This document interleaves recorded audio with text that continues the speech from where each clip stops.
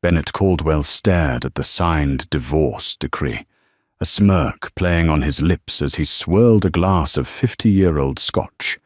He believed he had pulled off the heist of the century, keeping the multi-million-dollar estate, the luxury cars, and his high-powered career, while leaving his ex-wife Hadley with nothing but a used sedan and her freedom. He toasted to his own genius, laughing at the thought of Hadley crawling back to her father's run-down mechanic shop. But Bennett didn't know that the ink on those papers had just triggered a dormant clause in a contract he never knew existed. He hadn't won a victory. He had just signed his own death warrant. The air in the penthouse suite of the Grand View Hotel smelled of expensive perfume and unbridled arrogance. Bennett Caldwell stood by the floor-to-ceiling windows, looking out over the glittering skyline of the city.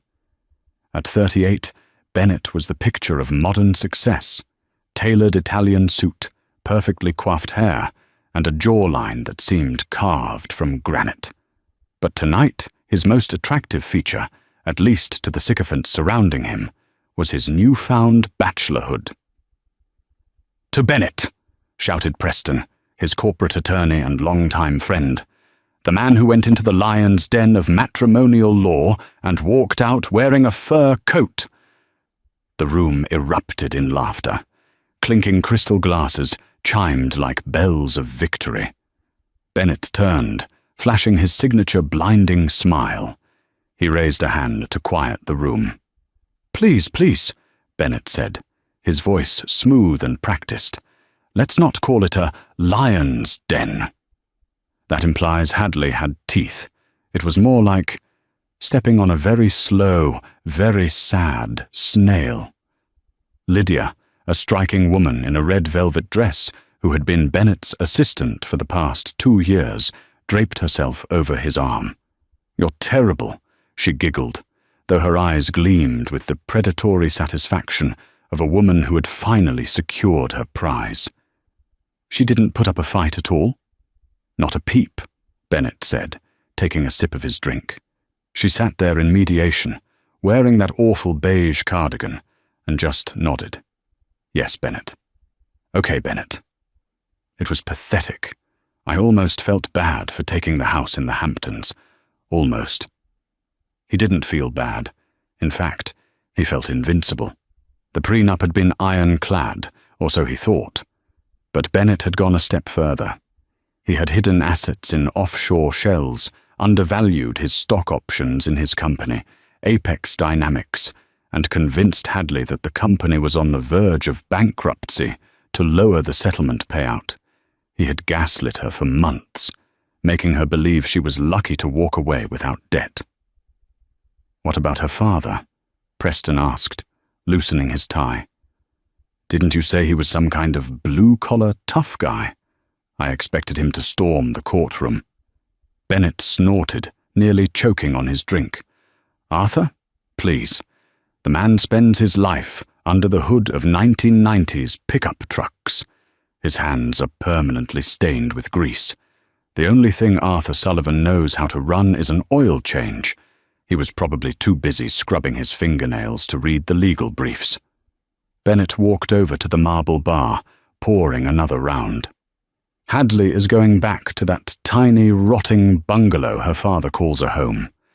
Meanwhile, Lydia and I are renovating the master suite. I'm thinking marble floors, heated, obviously."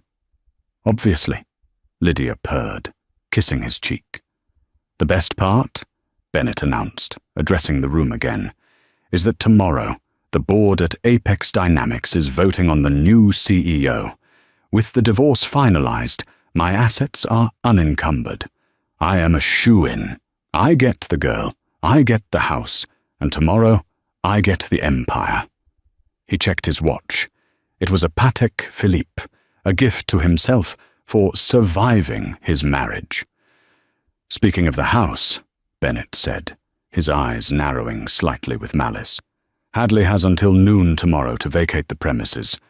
I think I might stop by.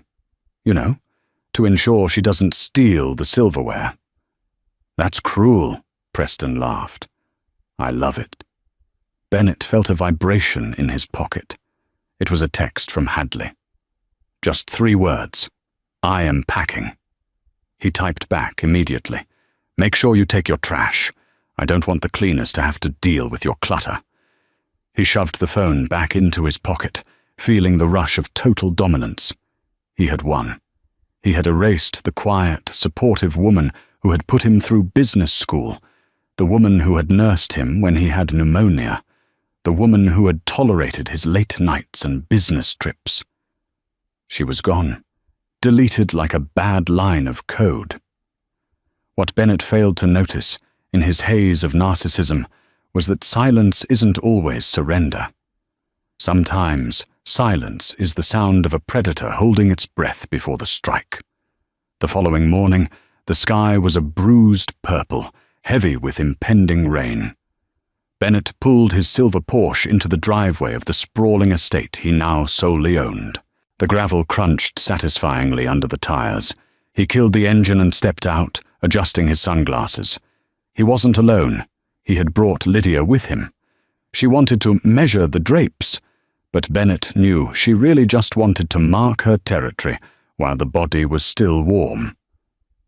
The front door was open. Inside, the house echoed. It was largely empty of personal touches, stripped back to the expensive, cold furniture Bennett preferred. He found Hadley in the library, placing a stack of old books into a cardboard box. She looked tired. Her hair was pulled back in a messy bun, and she wore jeans and a simple t-shirt. She didn't look like the ex-wife of a soon-to-be CEO. She looked invisible. "You're still here," Bennett boomed, his voice bouncing off the high ceilings. "I said noon. It is currently 11:45. Hadley didn't flinch. She carefully placed a copy of The Count of Monte Cristo into the box before turning to face him. Her eyes were dry. There was no sadness in them, which annoyed Bennett. He wanted tears. He wanted begging. "I'm almost done, Bennett," she said softly, "just waiting for my ride." Lydia sauntered in, her heels clicking loudly on the hardwood. She ran a manicured finger along the mahogany desk. "This room is so dusty. We'll have to gut it. Maybe turn it into a yoga studio." Hadley looked at Lydia, then back to Bennett. "You moved on quickly." "I moved on years ago, Hadley," Bennett sneered. "I just waited for the paperwork to catch up. Now where is your father? Did his truck break down on the way here? I hope he doesn't drip oil on my driveway." As if on cue, the rumble of an engine grew loud outside. It wasn't the smooth purr of a luxury car. It was the guttural coughing roar of an old diesel engine. Bennett walked to the window and laughed. Unbelievable. Look at that monstrosity. Pulling up the long, manicured driveway was a rusted, dented Ford F-150 that looked like it had survived a war zone. The bumper was held on with wire, and the paint was peeling in sheets. It parked right next to Bennett's pristine Porsche, looking like a dumpster next to a diamond. The driver's door creaked open, and Arthur Sullivan stepped out. He was a man built like a barrel, with broad shoulders stooped by decades of manual labor. He wore faded blue coveralls with the name Sully's Auto Repair stitched on the pocket. His hands were thick and calloused, permanently stained with grease and grime. He walked with a slight limp, heading toward the front door. Bennett met him at the entrance, blocking the way. "Arthur," Bennett said, his voice dripping with condescension, "I'd ask you to take your shoes off, but I imagine the socks underneath are just as dirty." Arthur looked up. He had steel-grey eyes that sat deep in a weathered face. He didn't look angry. He looked bored. "Bennett," Arthur said, his voice like gravel grinding together. "Here to help Hadley with the last few boxes." "Make it quick," Bennett snapped, "and try not to touch the walls. I just had them painted." Arthur stepped past him, ignoring the insult, as if Bennett were nothing more than a buzzing fly. He walked into the library and nodded to his daughter. "Ready, Elle?" Yes, Dad, Hadley said, taping the box shut. Bennett followed them in, needing to get the last word. You know, Arthur, you should really thank me. I'm letting her keep the jewelry I bought her. That should be enough to keep your little garage open for another year. Maybe you can finally afford a truck that was built in this century. Arthur picked up 2 heavy boxes, as if they weighed nothing. He paused, turning slowly to look at Bennett. You think money is what makes a man, Bennett? Arthur asked. It's what makes the world go round, Bennett scoffed. And right now, I have all of it. And you have back pain and a failing business. My business is doing fine, Arthur said evenly. Right. Fixing transmissions for soccer mums? Bennett laughed, looking at Lydia for validation. She smirked. Listen, old man, I'm going to be CEO of Apex Dynamics by this afternoon. I'm going to be on the cover of Forbes. You're going to be changing my oil. Arthur's expression shifted. For a split second, a look of amusement crossed his face. Apex Dynamics. Good company. Solid tech. Like you would know, Bennett sneered. Just get your junk and get out of my house. Your house? Arthur asked. He looked around the room, his eyes lingering on the crown molding. Interesting. Yes. My house. The deed is in my name. The court affirmed it yesterday. Arthur nodded. Come on, Hadley.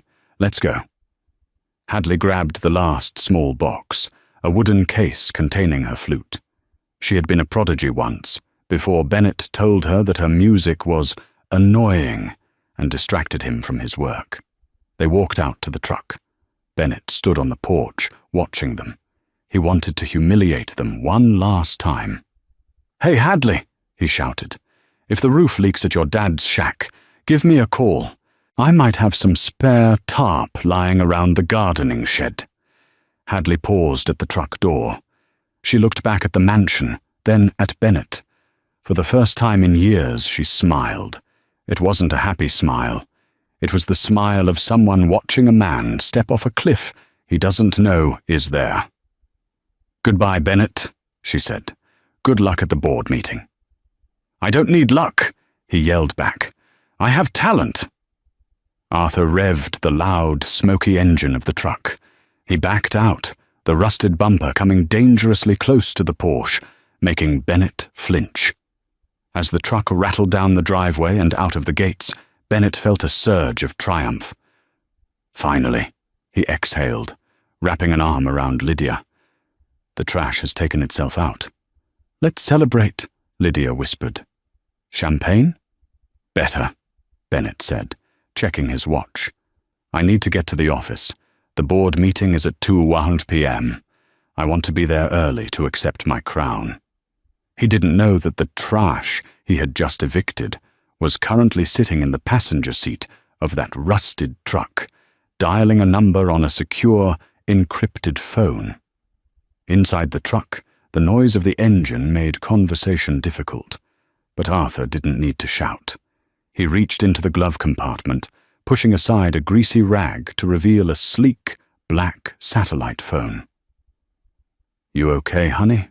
Arthur asked, his voice softening. I'm fine, Dad, Hadley said, looking out the window as the mansion disappeared from view. He's worse than I remembered. He's a fool, Arthur grunted. A fool with a borrowed credit card. Arthur picked up the phone and dialed a number. He didn't look like a mechanic anymore. His posture straightened, his grip on the wheel firm and commanding. This is Sullivan, Arthur said into the phone. The voice on the other end answered immediately. Yes, Mr. Sullivan. We are ready for you. Good, Arthur said. Initiate Protocol 7. Freeze the accounts, and tell the board to hold the vote until I arrive. Sir, the voice on the other end hesitated. You're coming in person? You haven't been to the headquarters in 15 years. Arthur glanced at his daughter. It's time for a tune-up. I'm bringing the mechanic. He hung up and merged onto the highway. Bennett Caldwell was heading to the office to be crowned king. He had no idea that the Emperor was driving a 1998 Ford F-150 in the lane right next to him. The headquarters of Apex Dynamics was a monolith of steel and glass, piercing the downtown sky. It was a fortress of capitalism, and Bennett Caldwell walked through the revolving doors like he owned every rivet. He didn't just walk, he glided. He nodded dismissively to the security guard at the front desk, a man named Frank, whom he had ignored for 5 years. "Frank," he muttered, not breaking stride. "Mr. Caldwell," Frank said, his face impassive. "ID, please." Bennett stopped. He turned slowly, lowering his sunglasses. "Excuse me? I am the acting CEO. I have worked here for a decade. You know who I am." "New protocols, sir," Frank said, not looking up from his monitor. "Everyone scans, no exceptions." Bennett scoffed, digging into his briefcase for his badge. "Ridiculous. Remind me to have you replaced with a kiosk when the vote clears this afternoon." He slammed the badge against the reader. It beeped an angry red. "Access denied." Bennett stared at it. "It's malfunctioning. Open the gate, Frank." "System says you're flagged, sir. Pending status." "It says pending because my title is changing from VP to CEO today, you incompetent moron," Bennett hissed. "Let me up, or you'll be applying for unemployment by 3 Autas PM. Frank hesitated, then pressed a button under the desk. The gate clicked open. "Go ahead, sir." "That's better." Bennett smoothed his lapel and marched toward the elevators. He didn't notice Frank picking up the phone and whispering, "The target is in the elevator. He's heading to the 50th floor." The elevator ride was swift and silent. Bennett checked his reflection in the polished metal doors. He looked perfect. He felt powerful. He replayed the morning's victory in his head, kicking Hadley and her dirty mechanic father off his property. It was the cherry on top of a perfect life. When the doors opened on the 50th floor, the atmosphere was different than usual. Usually, the executive floor hummed with the frantic energy of assistants running errands and phones ringing. Today, it was dead silent. The reception desk was empty. The hallways were clear. "Strange," Bennett muttered. He walked down the long corridor toward the main boardroom. The double doors were made of frosted glass, but he could see silhouettes inside. They were already there. Good. They were eager to crown him. Bennett pushed the doors open with both hands, making a grand entrance. "Gentlemen and ladies," he boomed, flashing his $1,000,000 smile. "Sorry for the delay. Had a bit of a pest control issue at the estate this morning." The boardroom was freezing. Around the massive boat-shaped mahogany table sat the 12 members of the board of directors. These were the titans of industry, men and women who controlled billions.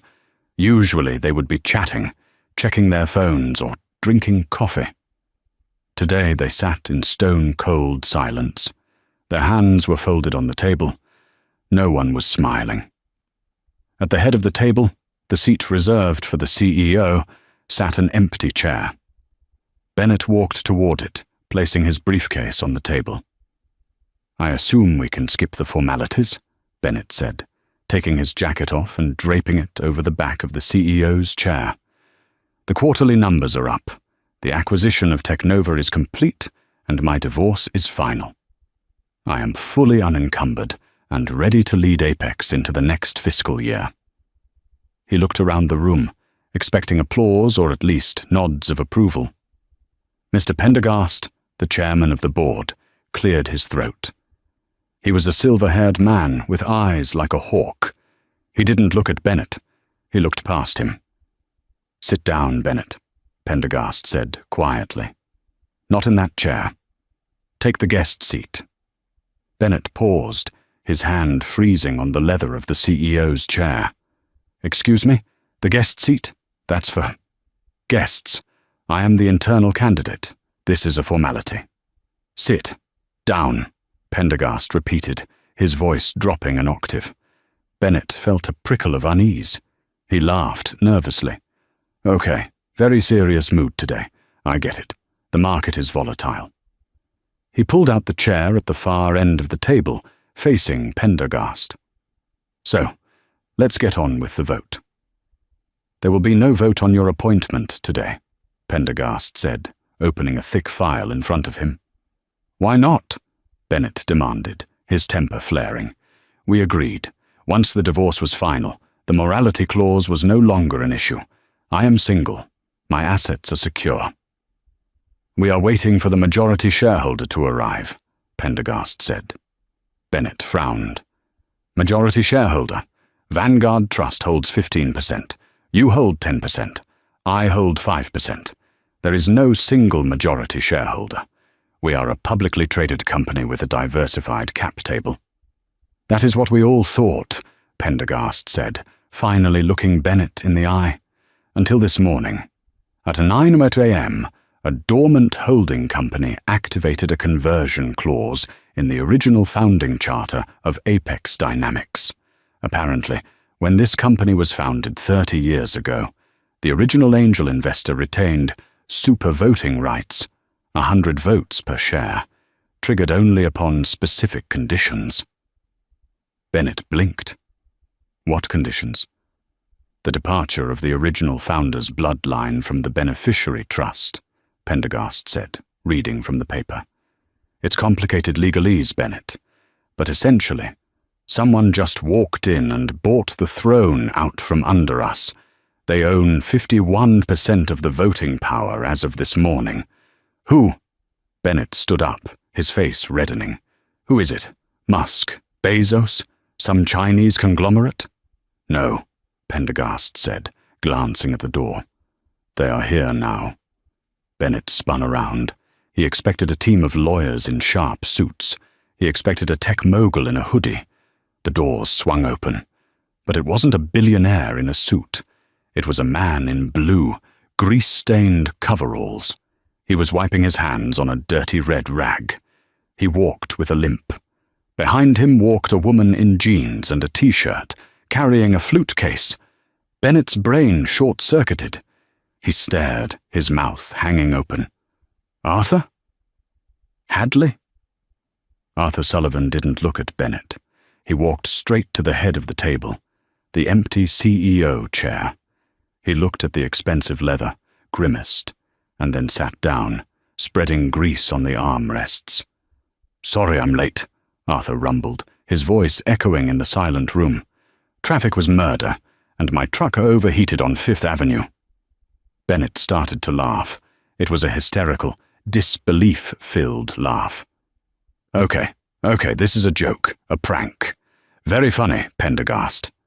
He pointed a trembling finger at Arthur. "You hired my ex-father-in-law to—" "What? Teach me humility? Get out of that chair, Arthur, before I call the police." Arthur ignored him. He looked at Pendergast. "Do we have coffee? Black. None of that foam garbage." "Right away, sir," Pendergast said, signaling to an aide. Bennett felt like the floor was tilting. "Sir? You're calling him sir? He changes tires for a living. He lives in a shack. He smells like diesel fuel." Arthur leaned back, putting his heavy work boots up on the polished mahogany table. A chunk of dried mud fell off his heel onto the varnish. "Bennett," Arthur said calmly, "you talk too much. You always have." "I demand an explanation," Bennett screamed, slamming his fist on the table. "Security! Frank, get up here!" "Frank works for me now," Arthur said. "Actually, everyone works for me now." Arthur reached into his coveralls pocket and pulled out a crumpled pack of gum. He offered a piece to Pendergast, who politely declined. "Let me explain how the world works, Bennett," Arthur said, chewing slowly. "You see, you judge a man by his shoes. You judge a man by his car. You judge a man by the label on his suit." Arthur pointed a calloused finger at Bennett. "I judge a man by his hands. And your hands, Bennett. They've never done a hard day's work in their life. You move money around. You move people around. But you don't build anything. I built this company's stock price, Bennett yelled. You inflated it, Arthur corrected, by cutting quality control, by squeezing the pension fund, by outsourcing to the lowest bidder. Arthur looked at Hadley, who was standing quietly by the window. My daughter told me everything. You thought she was just a housewife. You didn't know she has a master's in forensic accounting, did you? Bennett froze. He looked at Hadley. She wasn't looking at the floor anymore. She was looking at him with a gaze that was sharp and cold. She plays the flute, Bennett stammered. I do, Hadley said, her voice clear. But I also balanced the books for Sullivan Global since I was 18. Sullivan Global? Bennett whispered. That doesn't exist. It's Sully's Auto Repair. Arthur laughed. It was a deep, belly laugh. Sully's Auto Repair is my shop. It's where I go to think. It's where I go to escape people like you. But Sullivan Global? That's the parent company. Arthur tapped the table. You see, Bennett, 30 years ago, I invented a little thing called the variable torque actuator. It's in every airplane, every high-speed train, and every luxury car in the world, including that Porsche you love so much. Bennett felt the blood drain from his face. The variable torque actuator was the foundational patent of modern engineering. Whoever owned that? I licensed the tech to Apex when it was a startup, Arthur continued, in exchange for a sleeping giant clause. I let the board run things. I stayed in the background because I hate suits. I hate meetings. I just wanted to fix cars and raise my daughter. Arthur's eyes hardened. The playful mechanic persona vanished, replaced by the shark-like gaze of a man who had conquered industries. But then, Arthur said, his voice dropping to a growl, you married my daughter, and you treated her like an accessory. I watched. I waited. I wanted to see if you would change, but you didn't. You got greedy. You got cruel. And then, Arthur smiled, you served her divorce papers, and in your arrogance, you tried to cheat her out of her fair share. I followed the prenup, Bennett squeaked. The prenup covered your assets, Hadley said, stepping forward. But it also had a clause about material change in circumstance. When you finalized the divorce yesterday, you triggered the separation of assets. But since you claimed Apex was your primary asset and undervalued it to hide money from me, you inadvertently triggered the bad faith clause in my father's original contract with Apex. Which means, Arthur finished, that because the CEO of Apex, that's you, acting CEO, attempted to defraud a Sullivan, that's her, the voting rights of the Sullivan shares reverted from passive to active, and they multiplied by 100. Arthur spread his hands. So as of this morning, I own 51% of this company, and my first order of business. Arthur looked at Pendergast. Motion to terminate Bennett Caldwell, effective immediately. Seconded, Pendergast said instantly. All in favor? Arthur asked. Every hand in the room went up, even the people Bennett thought were his friends. Preston, his lawyer, was sitting in the corner. He slowly raised his hand. Preston? Bennett gasped. You too? Business is business, Bennett. Preston shrugged. And Mr. Sullivan just retained my firm for double your hourly rate. Bennett stood there, stripped of his power, his title, and his dignity. But the nightmare wasn't over. You can't do this! Bennett screamed, his composure shattering completely. I have a contract. I have a golden parachute. If you fire me without cause, you owe me $20 million. Arthur leaned forward, resting his chin on his grease-stained hand. Oh, we have cause, Bennett. We have so much cause. Arthur slid a thick folder across the long table. It slid perfectly, stopping right at the edge where Bennett stood. Open it, Arthur commanded. Bennett opened the folder. His hands shook. Inside were photos, bank statements, emails. "What is this?" Bennett asked, his voice trembling. "That," Hadley said, "is proof of the offshore accounts you set up in the Cayman Islands, the ones you didn't declare in the divorce proceedings." "That is perjury," Arthur said, "and fraud. But that's a matter for the criminal courts. We are talking about corporate policy." Arthur pointed to a specific document. "You used Apex Company funds to renovate the penthouse you just kicked my daughter out of. You listed it as corporate housing maintenance. That is embezzlement, Bennett. That is cause." It was a perk," Bennett stammered. "Everyone does it." "I don't," Arthur said, "and I own the place." Arthur stood up. He was imposing, even in dirty coveralls. "So there is no golden parachute. There is no severance package. There is only you, walking out of here with nothing." "You can't prove that intent," Bennett yelled. "I'll sue. I'll drag this company through the mud for years." "Go ahead," Arthur said calmly. "I have more money than God, Bennett. I can keep you in court until the sun burns out. But you're leveraged to the hilt. I know about your debts. I know about the margin calls on your personal trading account." Bennett backed away. He looked around the room, searching for a sympathetic face. There were none. The board members looked at him with a mixture of pity and disgust. "Lydia," Bennett whispered. He pulled out his phone. "Lydia will help me. We still have the house." Hadley spoke up, her voice soft but cutting. "Check your phone, Bennett." Bennett looked down. He had 3 missed notifications from his bank. Alert, account frozen. Alert, credit card declined. Alert, mortgage default warning. "What did you do?" Bennett looked at Hadley with wild eyes. "The house," Hadley said.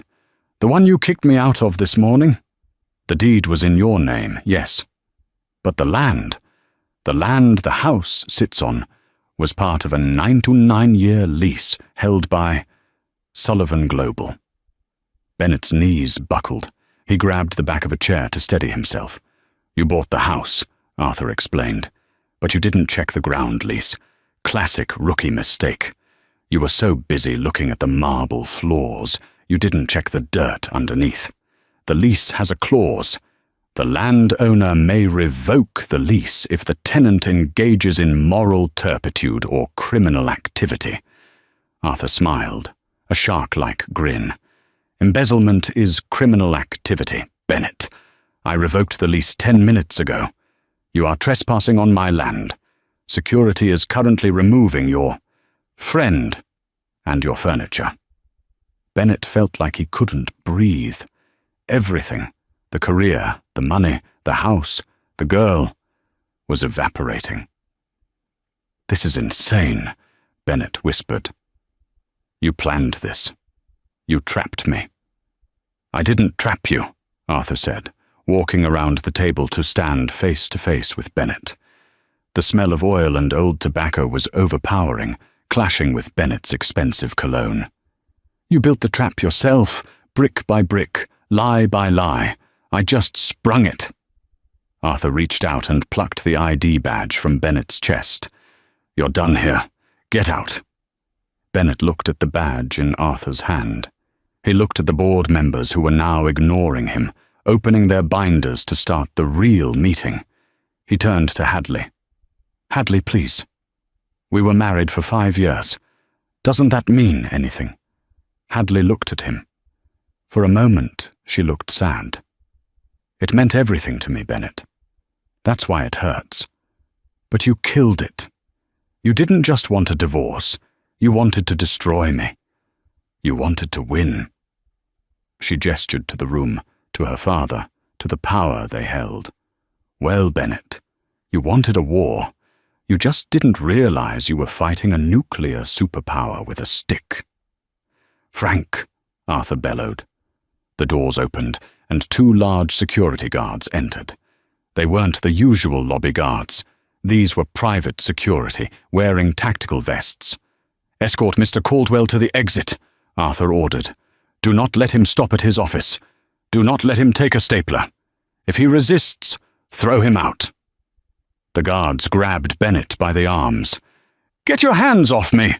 Bennett shrieked, thrashing. "I am the CEO. I am Bennett Caldwell." As they dragged him out of the room, Arthur sat back down in the CAO chair. He propped his dirty boots back up on the table. "Okay," Arthur said to the stunned board members. "Now that the trash is taken out, let's talk about the pension fund. I hear we're underpaying the mechanics. That changes today." Bennett was thrown out of the building. Literally. The guards marched him through the lobby, past the staring eyes of the receptionists, the interns and the delivery drivers. They pushed him through the revolving doors and released him onto the concrete sidewalk. He stumbled, nearly falling into a puddle. His briefcase was tossed after him, sliding across the pavement. "And stay out!" one of the guards shouted. Bennett stood up, straightening his suit. He was hyperventilating. People were watching. Passers-by were recording him on their phones. "This isn't real," he told himself. "I can fix this." He grabbed his phone. He needed to call Lydia. She was resourceful. They could go to a hotel, regroup, hire a new lawyer. He dialed her number. It rang once, then went to voicemail. He dialed again. Voicemail. Then a text message popped up. From Lydia. Message. "The security team just kicked me out of the house. They said you're under investigation for embezzlement. I can't be associated with this, Bennett. My reputation is everything. Don't contact me." Bennett stared at the screen. "Reputation?" he screamed at the phone. "You were an assistant." He was alone, standing on the sidewalk in a $3,000 suit, with no job, no home, no wife, no girlfriend, and no money. But Bennett Caldwell was not a man who gave up easily. He was a narcissist, and narcissists never believe they are truly beaten. The car, he thought. "I still have the Porsche. It's in the company garage, but it's registered to me personally. They can't take that." He ran around the block to the parking garage entrance. He needed to get to his car. He could drive to his parents' house upstate. He could sell the car for cash. It was worth $150,000. That was enough to start over. He rushed down the ramp. He saw his silver Porsche 911 parked in its reserved spot. It gleamed under the fluorescent lights. "Yes," he hissed. "My baby." He ran toward it, keys in hand. But as he got closer, he saw someone standing next to it. It was a tow truck driver. And not just any tow truck driver. It was a man wearing a jumpsuit that said, "Sully's Auto Repair." The man was hooking the Porsche up to the winch of a massive tow truck. "Hey!" Bennett screamed, sprinting toward them. "Get away from my car! That is private property!" The driver looked up. He was a young guy, chewing on a toothpick. "You Bennett Caldwell?" "Yes. Unhook my car right now." "Can't do that, buddy," the driver said, patting the hood of the Porsche. "Repo order." "Repo? I own this outright." "According to the paperwork I got," the driver said, checking a clipboard. "This vehicle was purchased using a company loan from Apex Dynamics, a loan that had a call-on termination clause. Since you were terminated for cause about 20 minutes ago, the company is calling the loan." "Who authorized this?" Bennett shrieked. The driver pointed a thumb up toward the ceiling. "The big boss, Mr. Sullivan. He sent the order down personally. Said something about, 'It's hard to drive a Porsche when you're a snail.'" Bennett watched in horror as the winch tightened. The Porsche was dragged up onto the flatbed. "Wait!" Bennett grabbed the driver's arm. "Please, my wallet is in the glove box. Just let me get my wallet." The driver shook his head. "Sorry, pal. Everything in the car is considered collateral until the audit is finished. You can pick it up at the impound lot in about 6 months." The driver hopped into the truck and drove off, the Porsche swaying on the back. Bennett stood in the empty parking spot, breathing in the exhaust fumes. He had nothing. Well, almost nothing. He looked down at his hand. He still had his phone. He needed help. He needed a friend. He scrolled through his contacts. He had hundreds of friends, CEOs, VPs, socialites. He called Preston, blocked. He called his golf buddy, Carter. "Hello?" Carter answered. "Carter? Thank God. Look, I'm in a bit of a jam." "Bennett?" I heard. "It's all over the news sites. Apex CIO ousted for massive fraud. Look, man, don't call me. The feds are going to be involved. I can't be linked to you." Click. Bennett sat down on the concrete curb of the parking garage. He put his head in his hands. Just yesterday, he was bragging about a champagne toast. He was bragging about winning the divorce. He had called Hadley's father a loser. Now that loser was sitting in his office, drinking his coffee and owning his life. Bennett felt a vibration in his pocket. A text message.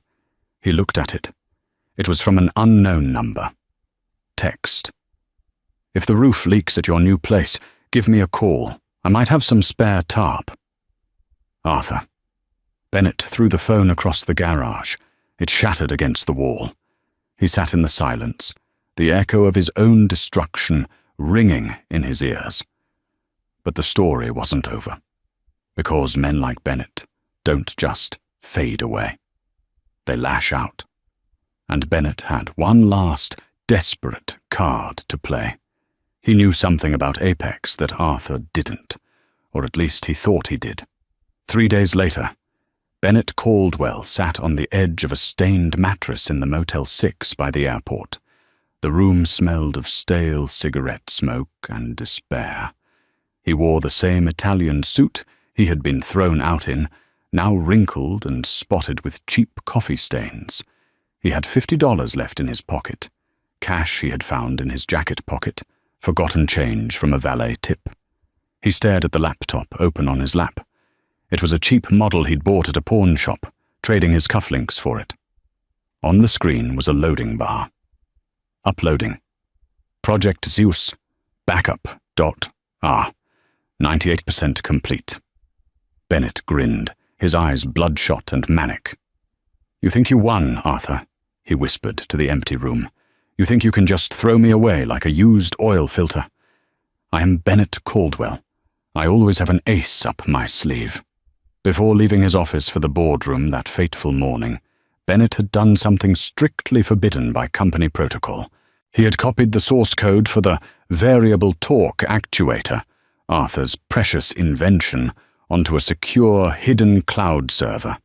He had intended to use it as leverage for a bonus negotiation, but now it was his weapon of mass destruction. He wasn't going to get his job back. He knew that. But he could burn Apex Dynamics to the ground. He opened an encrypted email client. He had already established contact with Vector Industries, Apex's fiercest competitor. Vector was run by a man named Victor Kinsley, a ruthless corporate raider who had been trying to reverse engineer Arthur's tech for a decade. Bennett typed furiously. Subject: "The keys to the kingdom. To V. Kinsley, vectorinsecure.net. I have the code, the full schematic, the patent overrides. I can give you the ability to build the actuator for half the cost. It will bankrupt Apex within 6 months. Price is $10 million. Deposited into a Swiss Bitcoin wallet. Meet me at the private airfield, Hangar 4, at midnight. Come alone." He hit send. Almost immediately, a reply pinged back. "Done. Don't be late." Bennett slammed the laptop shut. He laughed, a high-pitched, jagged sound. $10 million. It wasn't the empire he had before, but it was enough to disappear. He would go to Brazil. He would live like a king on a beach, and he would watch the stock ticker as Apex Dynamics crashed and burned. He would watch Hadley and her father lose everything. "Karma," Bennett muttered, standing up and smoothing his ruined suit. "It works both ways." He left the motel, walking toward the highway to hitchhike to the airfield. He felt a surge of adrenaline. He was no longer a victim. He was a spy, a rogue agent. He convinced himself this was a movie, and he was the anti-hero who would win in the final act. He didn't realize that in the world of high-stakes corporate warfare, amateur spies usually end up as casualties. The airfield was dark and cold. The wind howled across the tarmac. Bennett shivered, clutching the USB drive he had transferred the data onto. He saw a black SUV parked near Hangar 4, its headlights off. He approached cautiously. "Victor!" he called out. The rear door of the SUV opened. A tall man in a trench coat stepped out. It was Victor Kinsley. He looked sharp, predatory, and impatient.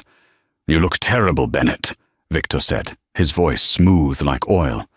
"Rough week?" "Cut the small talk," Bennett snapped, holding up the drive. "Do you have the money?" "The transfer is queued," Victor said, holding up a tablet. "I just need to verify the data." Bennett walked forward, his hand trembling. "It's all there. The kernel architecture, the thermal regulation protocols. It's Arthur Sullivan's life's work. With this, you can crush him." "Crush him," Victor repeated, a strange smile playing on his lips. "Yes. That would be the logical move." Victor took the drive. He plugged it into the tablet. He watched the screen for a moment, analyzing the code. "Brilliant," Victor murmured. "It really is the original source code." "Transfer the money," Bennett demanded. "I have a plane to catch." Victor looked up. The smile vanished. "You know, Bennett, there's a problem with stealing from a man like Arthur Sullivan." "What problem? He's a mechanic." "He's not just a mechanic," Victor said. "He's a legend. Did you know Arthur fixed my first car when I was 16? He didn't charge me a dime because he knew my mum was struggling." Bennett froze. The wind seemed to stop. "What?" "Arthur and I act like rivals to keep the antitrust regulators happy," Victor said, tossing the USB drive onto the concrete. "But in this industry, there is a code. You don't steal a man's invention, and you certainly don't betray family." Bennett backed away. "No, no, this is business. You want this tech." "I do," Victor said, "but I'd rather license it legally than buy stolen goods from a desperate rat." Victor snapped his fingers. From the shadows of the hangar, blinding floodlights turned on, illuminating the tarmac. Bennett shielded his eyes. As his vision adjusted, he saw them. Leaning against a police cruiser was Arthur Sullivan. He was wearing his coveralls, arms crossed. Next to him was Hadley, looking fierce, and flanked around them were federal agents in FBI windbreakers. "Hello, Bennett," Arthur called out. His voice carried effortlessly across the distance. Bennett spun around to run, but two agents grabbed him before he could take a step. They slammed him against the hood of the SUV, handcuffing him roughly. "You set me up," Bennett screamed, spitting on the ground. "Entrapment! This is entrapment!" Arthur walked over slowly. The limp was still there, but his presence was terrifying. He stopped 2 feet from Bennett. "It's not entrapment if you offer the stolen goods first, son," Arthur said softly. "We've been monitoring your cloud activity since you left the building. You really thought you could access the secure server without triggering an alert? I wrote that security protocol myself in 1999. "I hate you," Bennett yelled, tears of rage streaming down his face. "I made that company. I deserve a cut." "You deserve a cell," Hadley said, stepping up beside her father. She held a folder. "Corporate espionage, grand larceny, violation of the Computer Fraud and Abuse Act. And thanks to this little meeting, attempted sale of trade secrets across state lines. That's a federal crime, Bennett." Bennett looked at Hadley. "Hadley, baby, please. I did it for us. I was going to call you. I was going to share the money." Hadley laughed. It was a cold, dry sound. "You were going to run to Brazil. We saw the flight search history on your laptop." She leaned in close. "You bragged about winning the divorce, Bennett. You wanted me to have nothing. You wanted me to be invisible. Well, now you're going to prison. And do you know what happens to men like you in prison? You become invisible." The FBI agents pulled Bennett upright. "Take him away," Arthur said, waving his hand as if swatting a fly. "Wait!" Bennett cried as they dragged him toward the cruiser. "Arthur, I can fix this. I know where the tax shelters are. I can help you." "I pay my taxes, Bennett," Arthur shouted back. "That's the difference between us." Bennett was shoved into the back of the police car. The heavy door slammed shut, sealing him in a cage of wire mesh and hard plastic. As the car drove away, he looked out the window. He saw Arthur shake Victor's hand. He saw Hadley hug her father. They looked happy. They looked clean. And Bennett Caldwell, the man who had everything, finally understood the true cost of arrogance. He had tried to break a simple mechanic, only to find out that the mechanic was the one holding the wrench that turned the world. 6 months later, the sound of a Mozart flute concerto drifted through the air of the newly renovated community center in the heart of the city. The room was packed. Children from underprivileged neighborhoods sat cross-legged on the floor, mesmerized by the music. On stage, Hadley Sullivan played with her eyes closed. She wore a stunning sapphire blue gown. She wasn't playing for a billionaire husband who ignored her. She was playing for herself and for the people who mattered. When she finished, the applause was deafening. She bowed, smiling radiantly. As she walked off stage, she was handed a bouquet of white lilies by a man in a sharp suit. But this man had grease under his fingernails. "Good show, Elle," Arthur said, beaming with pride. He had traded his coveralls for a suit today, though he still refused to wear a tie. "Thanks, Dad," Hadley said, smelling the flowers. "How's the board meeting going?" "Boring," Arthur grunted. "Pendergast keeps trying to use big words to impress me. I told him if he says synergy one more time, I'm making him change the oil in the delivery fleet." Hadley laughed. "And the company? Profits are up 40% since we stopped cooking the books and started actually paying the engineers," Arthur said, who knew treating people well was good for business. They walked out of the center toward the parking lot. Parked there was Arthur's old, rusted Ford F-150. But next to it was a brand-new, custom-built convertible, a gift from Arthur to Hadley. "You hear about Bennett?" Arthur asked quietly as they reached the trucks. Hadley's smile faded slightly, but her eyes remained peaceful. "I heard. The plea deal fell through." 10 years, Arthur nodded. "Minimum security, but still.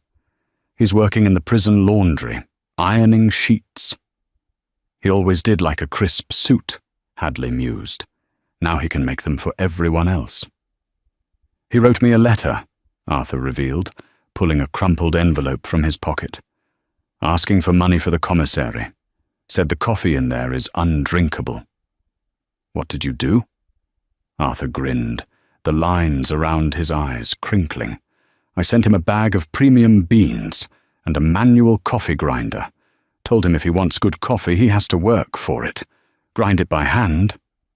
Hadley shook her head, laughing. "You're impossible." "I'm just a mechanic," Arthur said, opening the door of his rusty truck. "I fix things, and I think we're finally fixed." Hadley looked at the sky. It was a clear, bright blue. No storm clouds, no impending doom, just freedom. "Yes, Dad," she said. "We are." She got into her car, the engine purring to life. Arthur revved his loud, smoky diesel engine. They drove out of the lot together, side by side. Bennett Caldwell sat in a grey room, folding a grey sheet. The steam from the iron hissed, a sound that reminded him of the champagne bottle opening on the night he thought he had won. He looked at his hands. They were blistered from the heat of the iron. He was no longer the CEO. He was inmate 739. And as he folded the corner of the sheet, trying to get it perfectly straight, he realized that for the first time in his life, he was doing honest work. It was a hard lesson. But as Arthur Sullivan would say, some parts can't be fixed. They have to be replaced. Bennett Caldwell had been replaced, and the world was better for it. The story of Bennett Caldwell is a stark reminder that arrogance is a fragile foundation for a life. He mistook kindness for weakness, and silence for submission. He believed that money and titles made him superior, failing to realize that true power lies in character, loyalty, and the skills you hold in your own two hands. Bennett thought he was playing a game of chess against a pawn, not realizing he was sitting across from the Grandmaster. In the end, the mechanic he despised dismantled his life with the same precision he used to fix an engine. It serves as a warning to everyone. Be humble. Treat people with respect, regardless of their job title or the car they drive. Because the person you step on today might be the one holding the keys to your future tomorrow. Wow, what a journey. If you enjoyed this story of instant karma and ultimate justice, please hit that like button. It really helps the channel grow and lets me know you want more stories like this.